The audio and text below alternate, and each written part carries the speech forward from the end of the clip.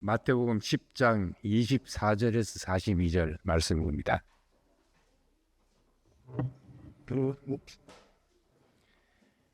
제자가 그 선생보다 또는 그 종이 그 상전보다 높지 못하나니 제자가 그 선생 같고 종이 그 상전 같으면 족하도다. 집주인을 바알세불이라 하였거늘 하물며 그 집 사람들이라. 그런즉 그들을 두려워하지 말라. 감추인 것이 드러나지 않을 것이 없고 숨은 것이 알려지지 않을 것이 없느니라. 내가 너희에게 어두운 데서 이르는 것을 광명한 데서 말하며 너희가 귓속말로 듣는 것을 집 위에서 전파하리라. 몸은 죽여도 영혼은 능히 죽이지 못하는 자들을 두려워하지 말고 오직 몸과 영혼을 능히 지옥에 멸하시는 일을 멸하실 수 있는 일을 두려워하라. 참새 2마리가 한 아사리온에 팔리는 것이 아니냐. 그러나 너희 아버지께서 허락하지 아니하시면 그 하나도 땅에 떨어지지 아니하리라. 너희에게는 머리털까지 다 세신 바 되었나니 두려워하지 말라. 너희는 많은 참새보다 귀하니라. 누구든지 사람 앞에서 나를 시인하면 나도 하늘에 계신 내 아버지 앞에서 그를 시인할 것이요 누구든지 사람 앞에서 나를 부인하면 나도 하늘에 계신 내 아버지 앞에서 그를 부인하리라. 내가 세상에 화평을 주러 온 줄로 생각하지 말라. 화평이 아니요 금을 주러 왔노라. 내가 온 것은 사람이 그 아비와 딸이 그 어미와 며느리가 시어머니와 불화하게 하려 함이니 사람이 그 원수가 자기 집안 식구니라. 아버지나 어머니를 나보다 더 사랑하는 자는 내게 합당하지 아니하고 아들이나 딸을 나보다 더 사랑하는 자도 내게 합당하지 아니하며 또 자기 십자가를 지고 나를 따르지 아니하는 자도 내게 합당하지 아니하리라. 자기 목숨을 얻는 자는 잃을 것이요 나를 위하여 자기 목숨을 잃는 자는 얻으리라. 너희를 영접하는 자는 나를 영접하는 것이요 나를 영접하는 자는 나를 보내신 이를 영접하는 것이니라. 선지자의 이름으로 선지자를 영접하는 자는 선지자의 상을 받을 것이요 의인의 이름으로 의인을 영접하는 자는 의인의 상을 받을 것이요 또 누구든지 제자의 이름으로 이 작은 자 중 하나에게 냉수 한 그릇이라도 주는 자는 내가 진실로 너에게 이르노니 그 사람이 결단코 상을 잃지 아니하리라. 아멘. 네. 지난주는 뱀같이 지혜롭고 비둘기같이 순결하라. 그 두 모순된 이야기가 어떻게 한 사람 안에서 이루어지는가를 말씀했습니다. 오늘은 또 마찬가지로 칼과 냉수 한 그릇, 사람들에게 칼을 내미는 것과 냉수 한 그릇을 주는 것은 이것도 또 정반대의 개념입니다. 근데 성경에 이렇게 정반대의 개념이 많습니다.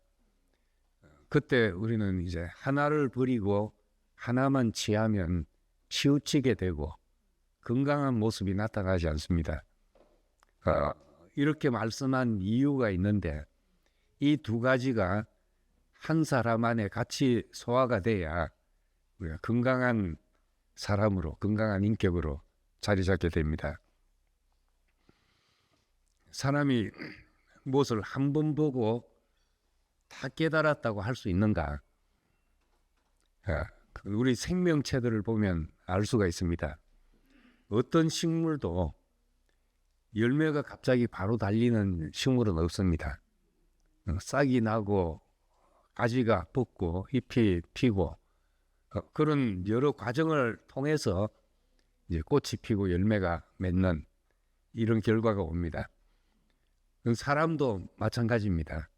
사람도 갑자기 보면 건물을 지을 때 안 보다가 갑자기 보면 어느 날 뚝딱 하고 건물이 들어서긴 같지만은 자세히 보면은 매일 어려운 작업부터 시작해서 매일 조금씩 쌓아가서 건물이 쌓아집니다. 우리 인생에도 어떤 과정이 없이 올 수가 없습니다. 과정이 없이 오는 것은 예수님이 말한 대로 문으로 들어오지 않는 절도요, 강도요 한 말과 같습니다. 그래서 우리가 매주 이렇게 말씀을 듣고 나누는 것은 말씀 듣는다고 뭐 잘하는 것이 눈으로 보이는 것도 아니고 소리가 들리는 것도 아니지만은 그 식물이 자라듯이 그렇게 우리는 어떤 과정을 지나가게 되고 그것을 통해서 우리는 이제 하나님의 부르심, 그 십자가로 가고 거기에 지성소가 있고 아버지 집이 있고 하나님의 나라가 되는 그런 과정들이 생기게 됩니다. 그래서 히브리서 10장 39절에 뒤로 물러가 침륜에 빠질 자가 아니요 뒤로 물러가 멸망에 빠질 자가 아니요 이런 말이 있습니다. 침륜에 빠진다는 것은 이제 가라앉고 잠기는 것을 말합니다. 앞으로 달려가는 사람은 가라앉을 일이 별로 없습니다. 그런데 머무는 사람은 가라앉기가 쉽죠. 자기 앞에 어떤 갈망이 있어서 해야 될 일이 보여서 달려가는 사람은 자기 문제에 별로 매이질 않습니다. 근데 가만히 있는 사람은 온통 자기 문제만 떠오르게 됩니다. 그렇게 되면 그 무게가 무거워서 침륜에 빠지게 되죠. 가라앉게 됩니다. 제가 어릴 때 생생하게 기억나는 장면이 있는데 어릴 때 부산에 살면서 그때만 해도 겨울 되면 공공 얼었습니다. 논도 얼고 이제 밭도 냇가도 얼고 해서 스케이트를 열심히 탔죠. 근데 조금 따뜻해지면은 그 스케이트가 그 얼음이 이제 울렁울렁하게 됩니다. 그걸 우리 고무다리라고 불렀죠. 얼음이 단단하지가 않고 좀 물러지니까 금도 가고 지나가면 이제 울렁하고 가라앉는 이런 데가 있는데 그것도 재미가 있거든요. 울렁하고 내려가면은. 그래서 스케이트 타고 싹 지나가면은 빠질 것 같아도 이제 싹 지나갑니다. 근데 그때 그 나보다 한 살 정도 많은 쌍둥이 애가 있었는데 제가 국민학교 한 1학년 때쯤 같았어요. 쌍둥이 애가 있었는데 한 명이 그 고무다리를 지나가는데 겁이 나니까 빨리 안 가고 그래서 뭇뭇하다가 퐁 빠지게 된 것이죠. 얼음이 깨져가지고 팽 빠졌는데 그게 막 죽는다고 막 울고 하는데 좀 큰 애가 이제 스케이트를 타고 세게 지나가면서 잡아 당겨가지고 겨우 나왔습니다. 겨우 건져냈고 그 냇가라서 뭐 크게 깊진 않은데 그래도 깊은 데도 있고 한 냇가였어요. 겨우 살아나왔는데 그 옆에 있던 쌍둥이 친구 한 명이 이제 동생은 물에 빠졌다가 살아나가지고 막 춥고 서럽고 해서 울고 있는데 한 명은 또 다른 쌍둥이 한 명은 내 스케이트 하면서 막 울고 있는 거예요. 사람은 건져내는데 스케이트는 빠져가지고 물속에 빠져가지고 둘이 집에 가면서 한 명은 엉엉하고 울고 한 명은 내 스케이트하고 울고 그런 일이 있었습니다. 근데 그때 생각해 보면은 걔가 왜 빠졌는가 내가 들어서 알았겠죠. 빨리 지나가면은 안 빠지는데 겁이 나가지고 그게 그냥 속도가 줄어들다 보니까 빠졌다. 이제 그렇게 얘기가 됐고 제가 그렇게 알았죠. 그 나중에 물리학을 배우니까 그게 다 설명이 되는 이야기더라고요. 빨리 갈수록 어떤 중력의 영향을 덜 받게 돼가지고 나가는 힘에 의해서 내려앉는 힘은 약하게 되죠. 그러니까 우리는 이제 이 물수제비 던지는 것도 마찬가지잖아요. 물수제비를 옆으로 물가에서 던지면은 속도가 빠를수록 안 가라앉고 멀리 갑니다. 옆으로. 근데 속도가 줄어들면 그냥 주저앉게 되는 거죠. 가라앉게 되는 거죠. 교회 생활도 마찬가지인데 교회가 어떤 가는 방향이 분명하고 달려가면은 뭐 내가 괴롭고 안 괴롭고 나한테 좋고 나쁘고 이런 문제들이 다 사라지게 됩니다. 근데 그런 게 없으면 그런 문제들이 다 부각이 되게 되죠. 호불호, 인간이 처음 태어나서 느끼는 감정이 호불호라 그러잖아요. 나한테 좋고 싫고 좋으면 웃고 싫으면 울고 이것밖에 없는 이제 그런 상태가 되어버립니다. 교회도 주님의 부르심이 없으면은 내 호불호에 매몰되게 되죠. 그냥 가라앉게 되어버리고 마는 겁니다. 오늘 말씀은 제자는 스승과 같은 길을 간다는 말씀입니다. 24절에 제자가 스승보다 또는 종이 그 상전보다 높지 못하니 제자가 그 선생 같고 종이 그 상전 같으면 족하다. 이 말씀이 무슨 말인가? 제자가 선생보다 높지 못하다 하는 말은 나보다 큰 사람이 될 수 없다는 말이 아닙니다. 예수께서 고난과 미움과 배척을 받았으니까 제자들도 당연히 세상의 미움을 받게 될 것이라는 말입니다. 내가 고난과 미움을 배척을 받았는데 너희는 환영받을 걸로 생각하지 말라는 그런 말씀입니다. 그래서 26절에서 31절까지 두려워하지 말라는 말을 3번이나 하고 있습니다. 첫 번째 말씀은 26절에서 그들을 두려워하지 말라. 감추인 것이 드러나지 않을 것이 없다. 오해받고 또 비방받고 왜곡된 평가를 받고 이런 것들이 생기게 된다는 말이죠. 근데 그때 내가 너희에게 어두운 데서 이러는 것을 광명한 데서 말하며 내가 너희가 귓속말로 듣는 것을 집 위에서 전파하게 되리라. 이 말합니다. 무슨 말인가 하면 비방받고 오해받는데 그것이 기회가 돼서 우리끼리 한 이야기가 세상 모든 사람들이 알도록 전해지는 기회가 된다 하는 말입니다. 예수께서도 비방받았지만은 이제 어떤 새로운 운동이 일어날 때 다 의심의 눈초리로 보고 이 비방을 받게 돼 있습니다. 근데 거기서 신경 쓸 거 없다. 우리끼리 잘 살면 되지 해버리면은 나중에는 똑같은 말만 하는 앵무새 집단이 되어버립니다. 그 집단은. 그래서 동질성이 강한 집단일수록 배타성이 강하고 담을 쌓게 되죠.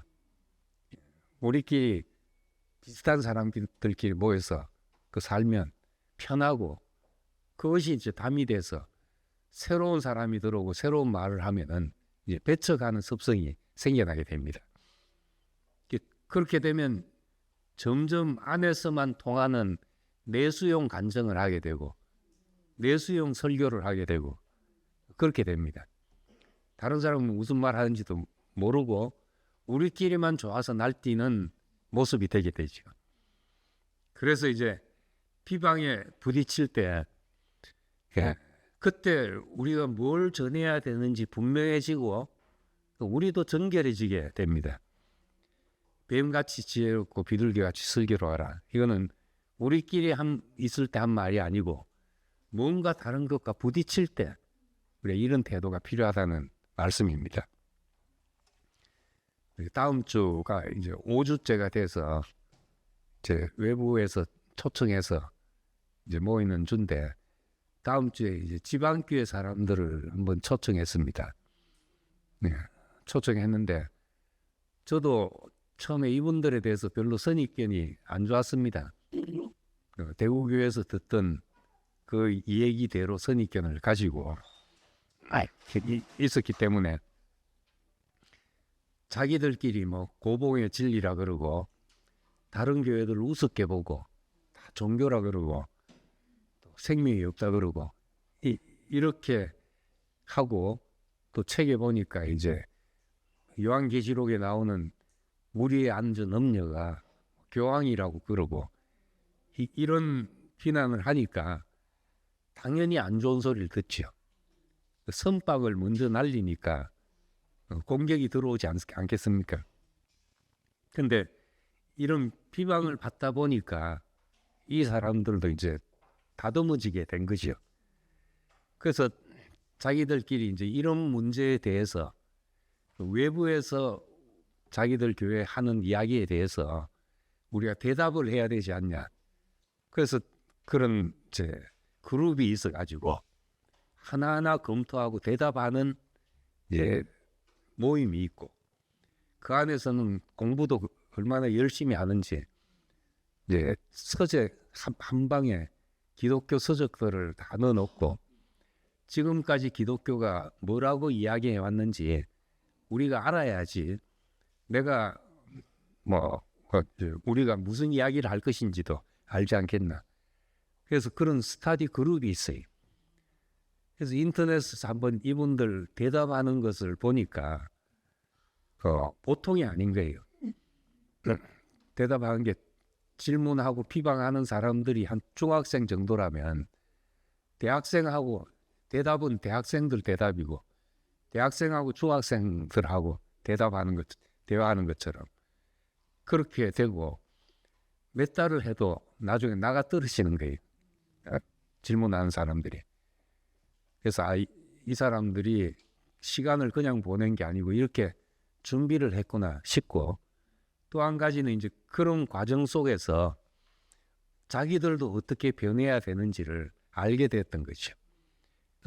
남들 보고 뭐 종교라 그러고 생명이 없다 그러고 이런 말들이 자기들이 듣는 이단이란 말보다 얼마나 무서운 공격이라는 것을 알게 된 거죠. 지금은 이제 그런 말 전혀 안 한대요. 물어보니까 전혀 안 하고 교회들도 각자 자기들의 특성에 맞게 모임을 하고 다른 데 대해서도 옛날에는 막 책을 주고 자기 교회화 만들려고 했는데 이제 지금 그런 게 아니라 정말 하나님이 각자에게 주신 어떤 은사를 가지고 서로 교통하고 이런 마음이 있다. 뭐 다 그런 건 아니지만 이제 그러려고 하고 있다. 그런 이야기를 듣고 그래서 이제 교제를 하면 참 좋겠다는 생각을 했지요. 이런 것이 어떤 비난과 반대 속에서 변해가는 모습이죠. 우리가 여기서 그런 이제 어떤 외부를 차단해 버리면은 우리가 변할 기회도 없고 그냥 우리끼리 뭐 하던 대로 좋은 대로 살다 보면은 그게 뭐가 될지 모릅니다. 근데 우리가 다른 것들을 귀담아 듣고 그런데 대응하고 하면서 우리도 정결해지는 것이고 대답할 말이 항상 준비된 사람이 되는 겁니다. 그래서 너희가 어두운 데서 이러는 것을 광명한 데서 말하며 귓속말로 듣던 것을 집 위에서 전파하게 되리라. 우리도 그런 날이 오게 되는 것이요. 둘째는 28절에 몸은 죽여도 영혼은 능히 죽이지 못한 자들을 두려워하지 말고 오직 몸과 영혼을 능히 지옥에 멸하시는 자를 두려워하라.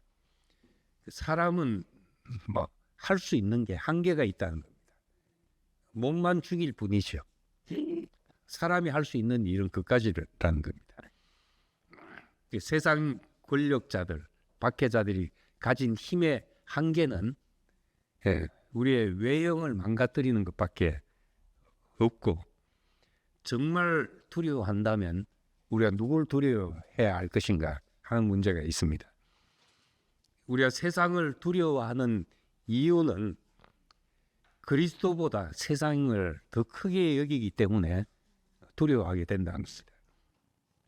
두려움은 하나님보다 다른 존재에게 권위를 부여하는 우상숭배의 속성입니다. 그게 두려워하지 말라고 말한 것은 너희에게 뭐 아무 일도 일어나지 내가 지킬 테니까 너희에게 아무 일도 일어나지 않는다는 그런 안전 보장이 아니라 죽음조차도 너희를 패배시킬 수 없다는 승리를 말씀한 겁니다. 그리고 셋째는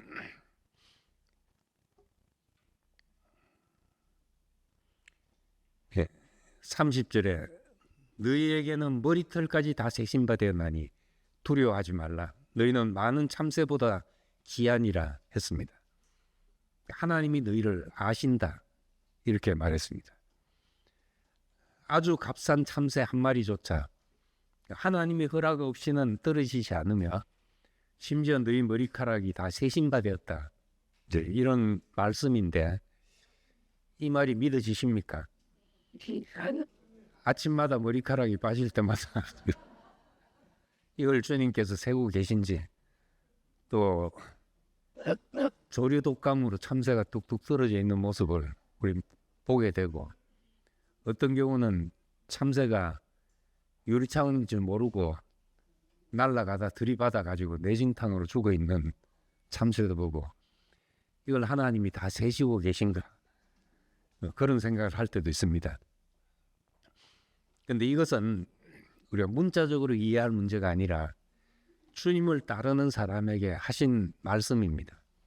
주님께 부름받고 당신의 필요에 의해서 부르셨다면은 당신이 필요로 한 날까지 붙들어 주실 것이라는 믿음 때문입니다. 제가 이제 간염 수치가 그때 이제 617까지 올라가고 할 때 병원에서 바로 입원하라 그러더라고요. 그래서 입원해서 이제 4주 동안 그 입원해 있는데, 2인실에, 영동 세브란스 2인실에 누워서 옆에 있던 분이 어떤 기업 간부신데 갑자기 이제 간염으로 들어오셨대요.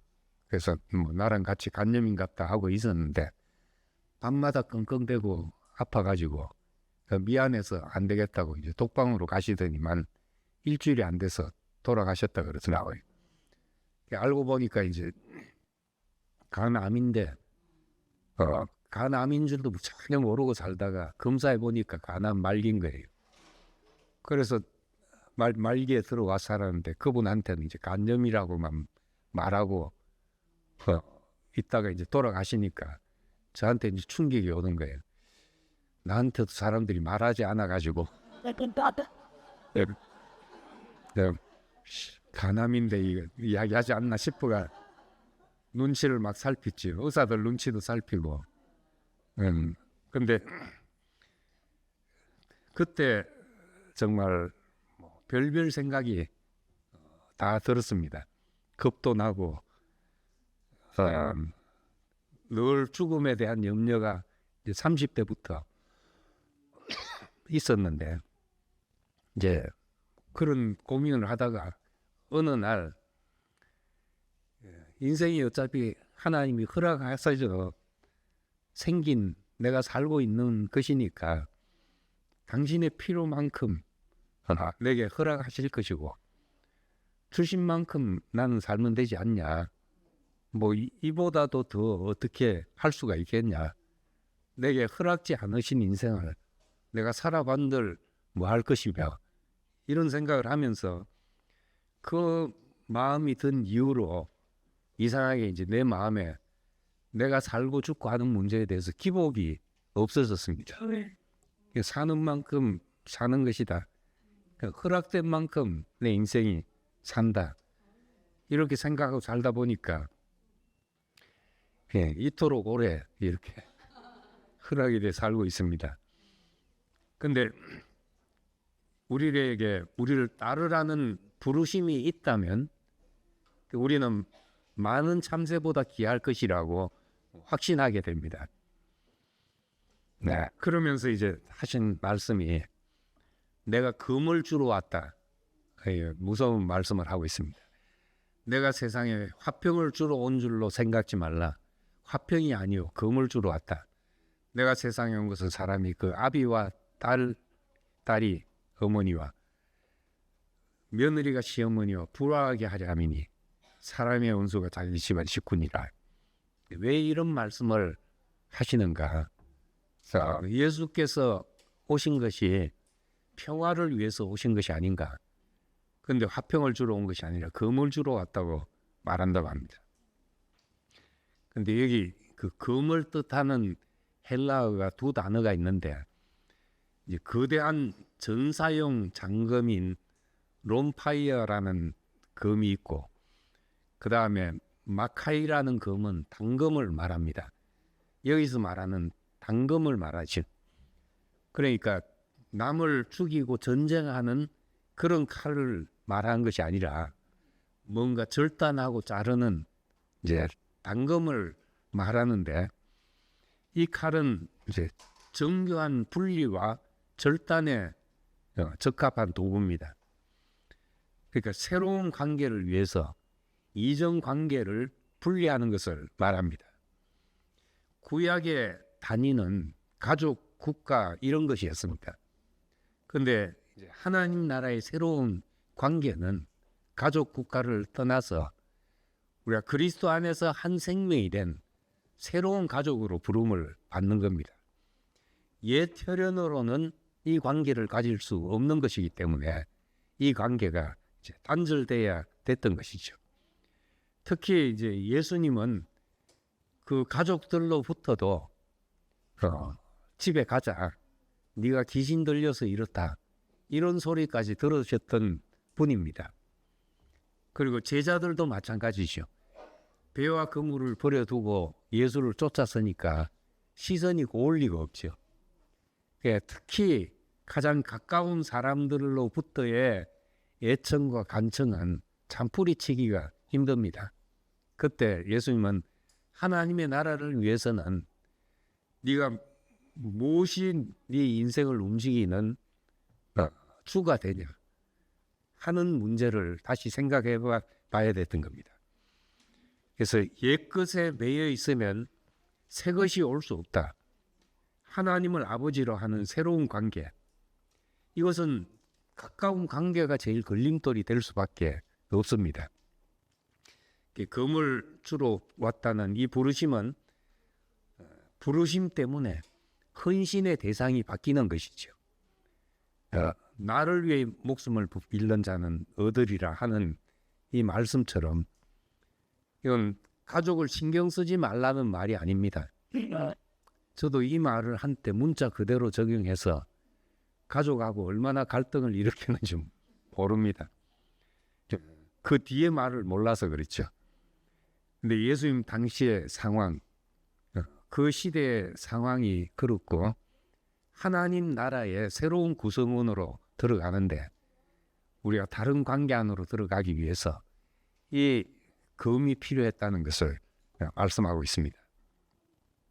흔히 복음을 이제 평화와 위로로만 생각하지만은 때로 칼을 주러 왔다는 충격적인 선언으로 시작하여 이제 뒤에 나오는 냉수 한 그릇이라는 지극히 평범한 이 따뜻한 말씀으로 이제 말씀을 맺으십니다.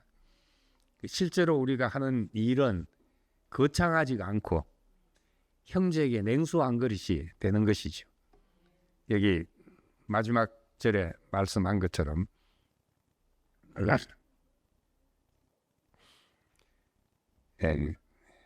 누구든지 제자의 이름으로 이 작은 자 중 하나에게 냉수 한 그릇을 주는 자는 내가 진실로 너희에게 이르노니 이 사람이 결탄코 상을 잃지 아니하리라. 이 말은 앞에 내가 검을 주러 왔다는 말과 아주 대비되는 말씀이잖아요. 그러니까 이 마지막 칼과 대비해서 냉수 한 그릇, 결단의 칼과 또 따뜻한 환대의 냉수, 이것이 복음의 두 얼굴이라고 할 수가 있습니다. 그래서 누구든지 복음을 평화와 메시지 위로로만 생각하는데 이제 주님은 이렇게 칼과 함께 냉수 한 그릇을 이제 말씀하고 계십니다. 극우나 극자 한 가지만 붙잡고 막 달려가는 사람은 오히려 쉽습니다. 그것밖에 없다 이런 사람은 쉽지요. 근데 칼이 없는 냉수는 단순한 인본주의적인 친절에 불과한 것입니다. 진리에 대한 결단이 없는 친절은 결국 사람 비위 맞추는 것에 불과하죠. 반대로 냉수 한 그릇이 없는 칼은 폭력이고 독선이 될 수 있다는 겁니다. 사랑과 긍휼이 없는 진리의 선포, 이 사람 마음에 상처가 될 뿐이라는 것을 우리가 깊이 새겨야 됩니다. 시편 85편 10편에 사랑과 진실이 눈을 맞추고 정의와 평화가 입을 맞춘다 하는 말씀이 참 성경을 흐르는 굉장히 중요한, 우리가 성경을 이해하는 중요한 말씀입니다. 어느 한 가지로 치우침이 없이 우리가 어떤 데에 있어서는 단호하지만은 또 어떤 데에 있어서는 냉수 한 그릇을 대접하는 따뜻함이 우리에게 필요한 겁니다. 이 칼을 통과한 사람만 이 냉수가 의미가 있죠. 예수는 우리를 칼로 나누시고 냉수로 세상을 살리는 그런 분이셨습니다. 칼로 나를 묶고 있던 내 폐쇄적인 관계, 얽히고 설킨 것을 끊어낸 사람은 이제 이 길 위에서 함께 가는 사람들에게, 지극히 작은 자에게 냉수 한 그릇을 건넬 수 있는 따뜻함이 될 수가 있습니다. 그래서 내가 좋아하는 노래 중에 하나가 LS2 하는 노래인데, 그 가사가 보면 참 싱그럽고 감미롭고 이런 사람이 되고 싶다, 이런 마음도 들고 그런 가사예요. 당신은 내 마음에서 솟는 샘물과 같은 사람입니다. 바로 당신은 그런 사람입니다. 당신은 벽난로에서 타오르는 모닥불과 같고, 당신은 내 빵에 쓰인 밀가루와 같고, 한편의 시와 같은 사람, 밤하늘에 들리는 기타 소리 같은 사람, 당신은 내 마음의 지평선 같은 사람, 그게 바로 당신입니다. 이런 가사입니다. LS도 그게 바로 당신입니다 하는 그런 노래죠. 그러니까 우리는 이 냉수가 말씀일 수도 있고 또 우리의 감정일 수도 있고 또는 개인적인 위로일 수도 있고 실제적인 필요일 수도 있습니다. 우리가 우리 앞에 요구되는 그 냉수 한 그릇이 무엇일지 모르지만은 이제 실제로 우리에게 뭐 거창한 것을 요구하는 것이 아니라 주님을 따르는 길에 이 냉수 한 그릇이 사람을 살린다. 이건 청소일 수도 있고 또 배려일 수도 있고 무엇이 될 수도 있습니다. 우리는 한편으로 또 세상에 대해서 내가 이전에 나를 얽어매었던 것에 대해서 때로 단호하지만은 때로 우리에게 정말 물 한 그릇이 필요한 사람에게 물 한 그릇 갖다 주는 이 따뜻함이 제자의 길이고, 예수를 따른다는 것이 여기서 뭐 거창한 무엇이 아니라 우리 이렇게 내 눈앞에 보이는 작은 일들이 우리가 그리스도를 따르는 일이 될 수 있구나 하는 것을 이제 다시금 느끼게 됩니다. 그래서 이 두 가지면 한편으로는 우리는 당근과 같이 단호하게 끈을 끊고 할 수 있어야 되고, 또 한편으로는 형제에게 냉수 한 그릇이 필요하다는 그것에 민감하게 필요를 느낄 줄 아는 이런 사람으로 살 때 우리 주님을 따르는 길이 좀 더 구체적으로 우리에게 손에 와닿는 일이 될 것입니다. 감사합니다. 기도하겠습니다. 사랑의 아버지 하나님, 감사합니다. 우리는 우리를 얽어매고 있는 세상의 모든 연에 대해서 금과 같이 단호하고 우리가 오직 주님께만 매인 사람으로 가기 위해서 끊어내야 될 것을 끊어내는 사람으로 살게 됩니다. 또한 우리 앞에 펼쳐진 필요들에 대해서 적은 필요지만은 그것이 참 결단코 상을 잃지 않을 것이다 말씀한 것처럼, 또 그것이 내게 대하여 한 것이라 말씀하신 것처럼, 주님을 따르는 길에 우리가 크고 거창하고 힘든 일로 생각하지 않고 우리 앞에 놓여진 작은 일을 해나가는 사람들로 성숙해지기를 원합니다.